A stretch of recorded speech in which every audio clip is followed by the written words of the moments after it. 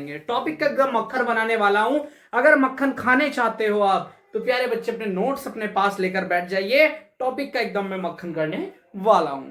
तो बच्चों सबसे पहले लिखा हुआ है वैद्युत द्विध्रुव।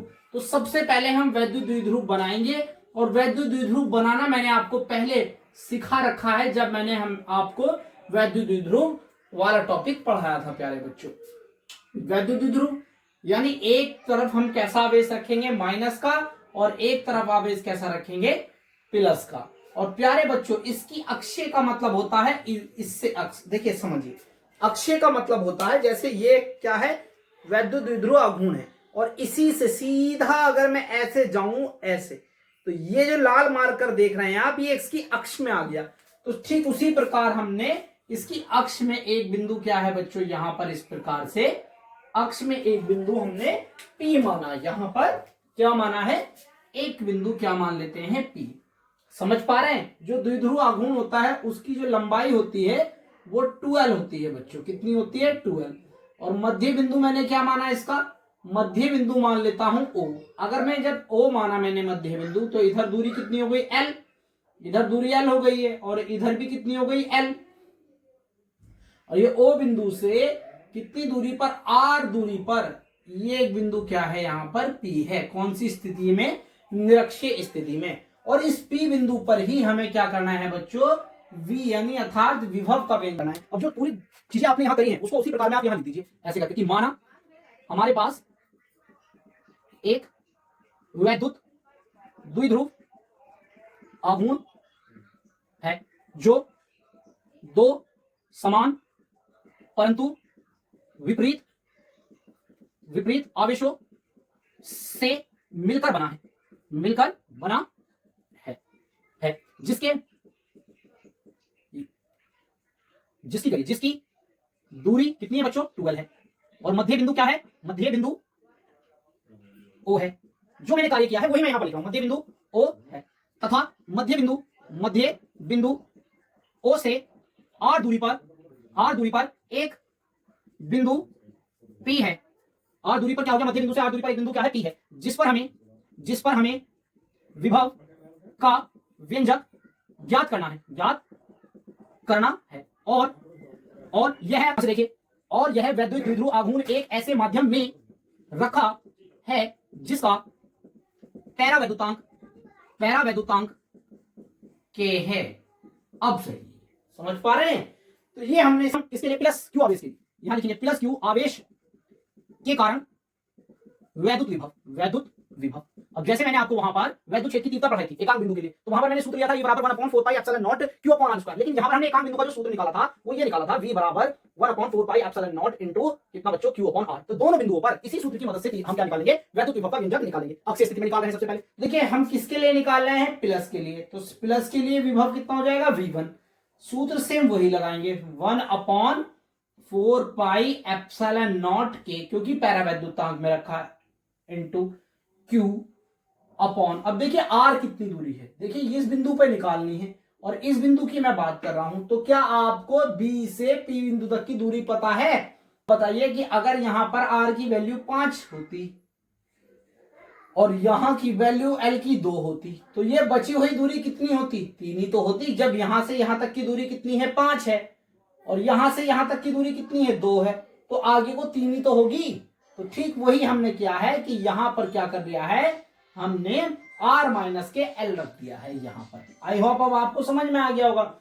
ये किसका मान निकल कर आया है V1 का। कौन से आवेश के लिए प्लस Q के लिए। अब ठीक उसी प्रकार हम किसके लिए निकालेंगे यहां माइनस के लिए।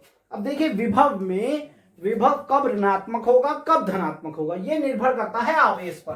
तो हमने माइनस के लिए निकाला माइनस Q आवेश के कारण वैद्युत विभव। तो इसके लिए विभव कितना हो जाएगा V2। लेकिन आप ध्यान रखिएगा हम कैसा करेंगे 1/4 पाई एप्सिलॉन नॉट K क्योंकि पैरावैद्युतांक में रखा इनटू कौन से आवेश की बात कर रहे हैं ऋणात्मक की। तो यहां पर क्या लिखेंगे हम ऋणात्मक और यहां से यहां तक की दूरी चाहिए। तो यहां से यहां तक की हमारे पास R है और इसमें L और जुड़ जाएगी माइनस तक के लिए। तो यहां हो जाएगा R माइनस R प्लस के L। तो ये दूरी हमारी क्या है निकल कर आ गई है। ठीक है, तो अब निकालेंगे हम परिणामी विभव। परिणामी विभव, परिणामी विभव। अब देखिए विभव क्या होता है, एक अदिश राशि होती है।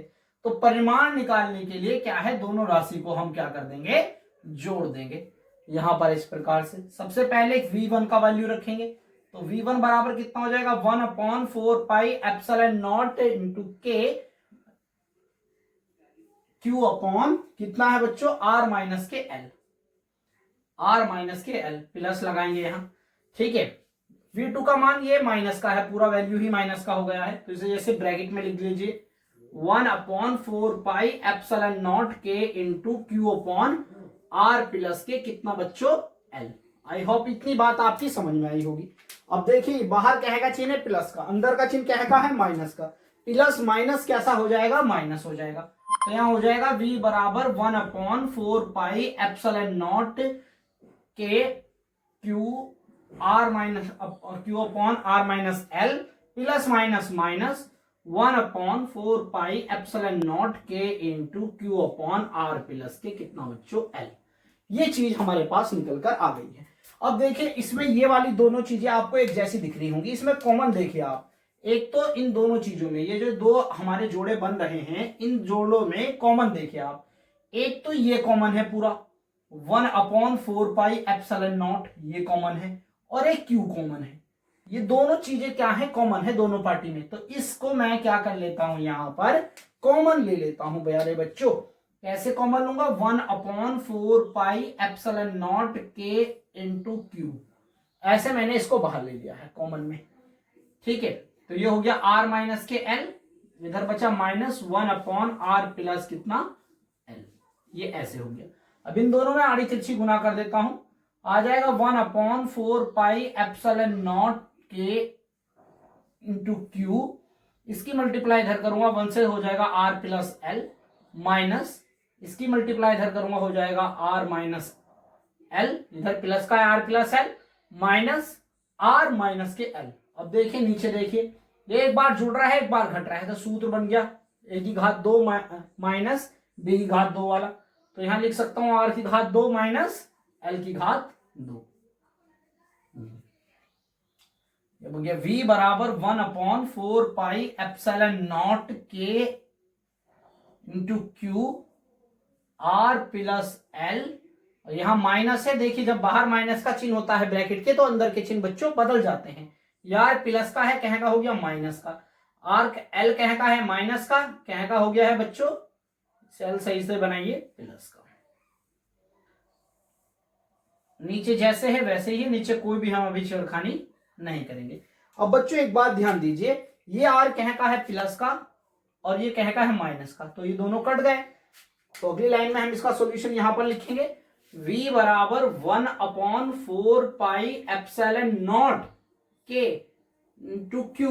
देखिए इसको देखिए, यहां पर यहां चलिए q, और यहां बचा क्या है बच्चों ऊपर 12, l कितना हो गया 12 अपॉन आर स्क्वायर माइनस के एल स्क्वायर। बिल्कुल एक चीज बहुत आराम से बता रहा हूं, इजी वे में बता रहा हूं, कोई समस्या नहीं है। तो हो गया v बराबर 1/4 पाई एप्सिलॉन नॉट, इसकी q की गुणा अंदर कर दीजिए तो हो जाएगा q इंटू 12, इधर बचेगा R square minus L square. ठीक है बच्चों, अब यहां देखिए आपको मैंने एक चीज पढ़ाई हुई है कि क्या जो Q2L है वो बराबर होता है किसके, P के। आपको पढ़ाई है ये बात, और इसको हम क्या कहते हैं, वैद्युत द्विध्रुव आघूर्ण। वैद्युत द्विध्रुव आघूर्ण प्यारे बच्चों, कोई समस्या आपको हो तो मुझे बताइए। एक चीज यहां पर देखिए कि R जो है वो काफी बड़ा है किसकी तुलना में, इस L की तुलना में। तो मैं इसको ऐसे कह लेता हूं कि जो R है वो बहुत बड़ा है, ग्रेटर देन है किसकी तुलना में, L को। इसीलिए मैं L को क्या मान लेता हूं, नगण्य। इसीलिए L को क्या मान लेते हैं बच्चों हम, इसीलिए L को नगण्य मानने पर, नगण्य